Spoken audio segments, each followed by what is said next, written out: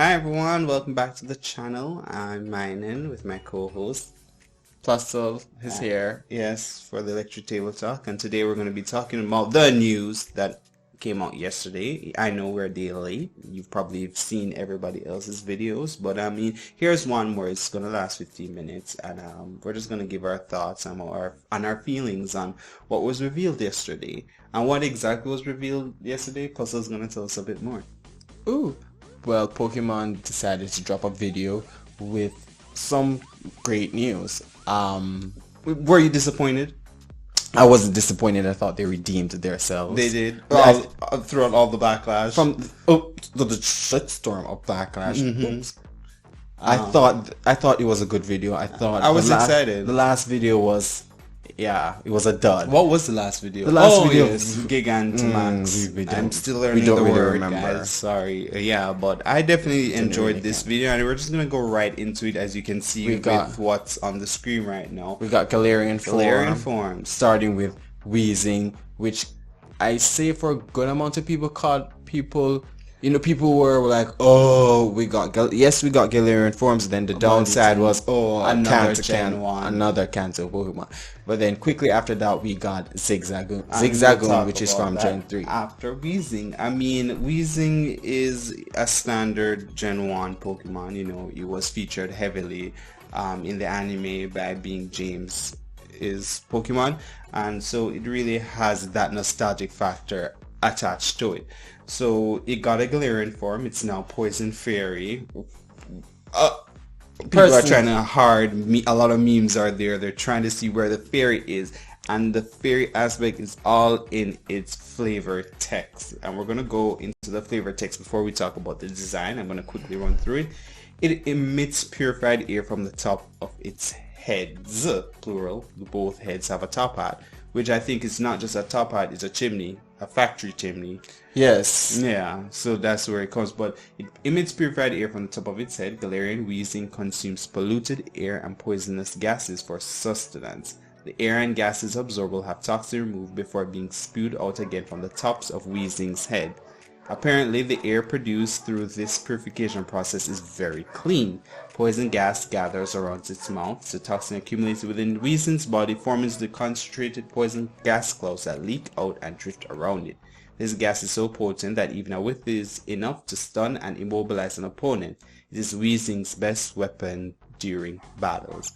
So there you have it. The fairy comes from its very purification process. I guess that is magical, or that is positive, and anything positive, pure, light, and airy easily translates to fairy in the Pokemon universe. I guess that's right. I don't see it in its design. I do see it. But why don't people not see it? I mean, it's the whole gentleman aspect. No, that's not fairy. Very British. What is fairy about that? It's very, well I just like the gimmick that they went with, I love the top hat. The top hat, very European, and they fused it into that very industrial aspect of which I'm sure the Galarian theme is going to be incorporating into its history, its lore, its design, its aesthetic, is the industrial part of the British history. So I first saw Wheezing, I was a little bit taken aback. I'm like, is this real? But then I got into it, I felt it, I got into the whole gimmick that they were going with, and I appreciate it. And like Puzzle said earlier, that I like the design. I don't mind the fairy. Sorry about the dogs. Let's just continue. I don't mind the fairy typing. I mean, but the thing is, Pokemon, they seem to, I don't want to use the word struggling, but it seemed to be a bit of a challenge for them coming up with fairy types. Oh, well, and which they shouldn't be. I think there is a lot of, not themes, but there are a lot of ideas out there that Pokemon isn't tapping into, but I'm not sure if they're just trying to spread it along other generations, other regions, other games, whatever they might do, but we're yet to see that, and hopefully they will start expanding on it. But like we said, the Galarian forms were the only, Gen 1 wasn't the only Pokemon to get a Galarian forms. Zigzag Zone, which is from our very favorite region and Generation 3, the Horn region, they got a Galarian form. And Zigzag Zone's line got that treatment, of which we're pretty excited. The tiny raccoon dog. Pokemon, sorry. Dark normal type. Pick up Gluttony. The freewheeling original species of Zigzag Zone. So based on this, they're saying that Zigzag Zone is actually the oldest branch of Zigzag Zone. The Zigzag Zone of the Galar region move about however they like and never settle down. They're known to inhabit all areas of the region, including fields, forests, and even towns. There's some speculation that the zigzag movement of the Zigzag Zone in other regions stem from the restless nature of Galarian Zigzag Zone, which is considered to be the oldest branch of the species. I'm not going to read too much into it. Guys can check out the website for the Galarian text, but I really wanted to speak about that because they're saying that this Zigzag Zone is the oldest form. So I was wondering if I'm sure they're not going to do another regional variant of Linoon, but it was just pretty neat to notice. I'm loving Zigzag Zone. As you can see, I scrolled on that's the entire Zigzag Zone line. We're going to talk about Obstagoon in more depth, but I'm loving the kiss motif. I'm sure if you've been on Twitter, you will see all of the memes going around, and I actually believe it. I think it was kiss inspired. We love the park run theme. We love, yes, it's very. We love the new evolution, Obstagoon. We're gonna go to Linoon as really well reinvented. I like both. Do you have a problem with Obstagoon being bipedal? It is a funny. It's something to. I don't mind bipedal.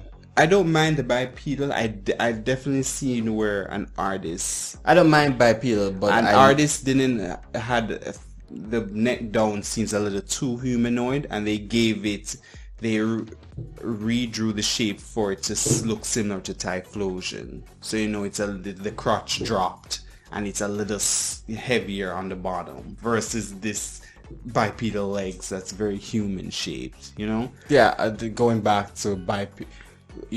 I'm not a fan of what? Oh, bipedal. I know you're not a fan of the bipedal. No, I said I don't mind bipedal because Pokemon has done bipedal well in the past. They have, but Gallade, yes. But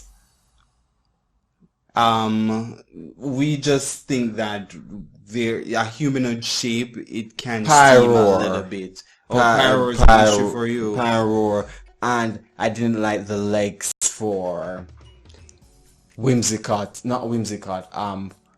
Bring up Pokemon trying to remember their names. Golisopod. I didn't like the legs on Golisopod. I didn't have a problem with Golisopod.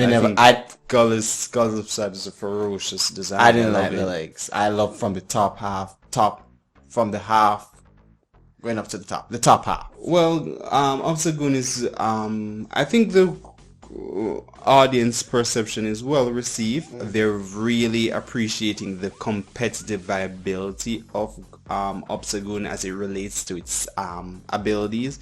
Reckless and Guts are very competitive abilities, and for this Pokemon to have an option of either, I think we're gonna really see Obstagoon getting some shine in competitive play once the game comes out. Hopefully its stats and move pool reflect that or allow it to be used that way. But our final thoughts on Obstagoon. Appreciated the surprise of Linoon getting an evolution. Yeah, because we've never seen a regional variant get an evolution. So I like that we thought outside of the box out there. I like the design, I like the kiss motif, I like the dark motif, and another dark type was revealed in the trailer as well, and it belonged to the Pikachu Club. Our cousin. We welcome more Pico to the family. And Puzzle, don't be shady now. What do you think about Morpico's first appearance? My first thought when I saw Morpico is, the new Pikachu clone. Yes. Right. But not only that, are people still surprised that we get these every game? There's always one or two person who always thinks it's so weird. It's weird to say, another Pikachu clone. I mean, it's expected. It's pretty standard now that we get we're one. 20 years in and we keep on having them. So. That's besides the point. when I first saw it, Do it we says one. wait, Sigapin, do you think We need a break? No. no, not that. Do you think they deserve a spot in the trailer? If we know it's gonna happen, do we really need to show it off?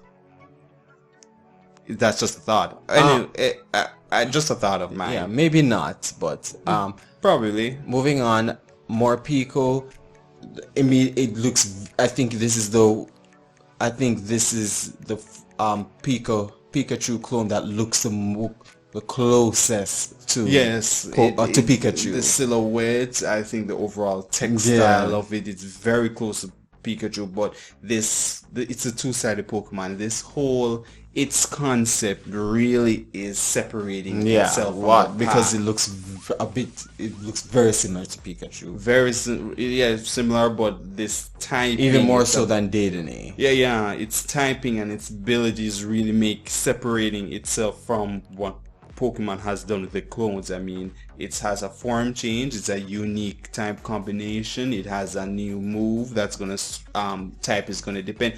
It's hungry. It's always hungry, and its type is always changing every turn. I don't know. You're not you when you're hungry. You're not you when you're hungry. I know you've seen the Snicker memes, but you're not you when you're hungry. I don't know how this new move. I love the hamster wheel, by the way. When you guys check out the trailer, it's using this hamster Aurora wheel. Is that what they're calling it? I love the Aurora wheel. And, you know, people always are split when it comes to the Pikachu clones, but I always welcome them. I'm a clone too, so I love them. Alright, so moving on from the Pokemon, new characters were revealed, and they were in the form of two new rivals. I'm not sure if you how do you pronounce it, but I think a lot of people are saying Bead. And Bead has the smug look. You know, people are really hoping that this is a return to the antagonistic rival. I think an antagonistic rival really adds something to the storyline. It adds something to your character development. I want to see that force that's working against you in that friendly, not even in the friendly rival, just in the rival way. They want the snot-nosed kid back. Yeah, and while he is clearly is aiming to become champion, he seems to have other objectives as well. He's related to the chairman, and the chairman has that generic evil villain look. So hopefully he will be participating or contributing to the villainous theme or villainous motive of the Pokemon game. He's related to the chairman? Yes, he's been endorsed by Chairman Rose. So we're hoping for a very nice storyline. So but it doesn't say he's related. No, it's not related, not in fact that he's being endorsed by the chairman. Some relation. He has some nexus. Yes, and he's clearly aiming he has ulterior motives. So I'm excited to see what those other alternative objectives are. Marnie, stunning. I mean, are we surprised? Pokemon, they're not a slouch when it comes to character designs. No, they're not. So it's just a well-designed character. It's modern, it's sleek, it captures the mood of Galar and what we've seen so far. I think this is what we need. She has that edge, and that's what I love to see in my female characters, is that edge, and I like to see that grit of especially female characters, and I think Pokemon has always been a big equal opportunist when it comes to gender roles. So Marnie hits it out of the park. And Team Yell, I'm sure if you've been reading and seeing all of the leaks, we've always heard about Team Yell.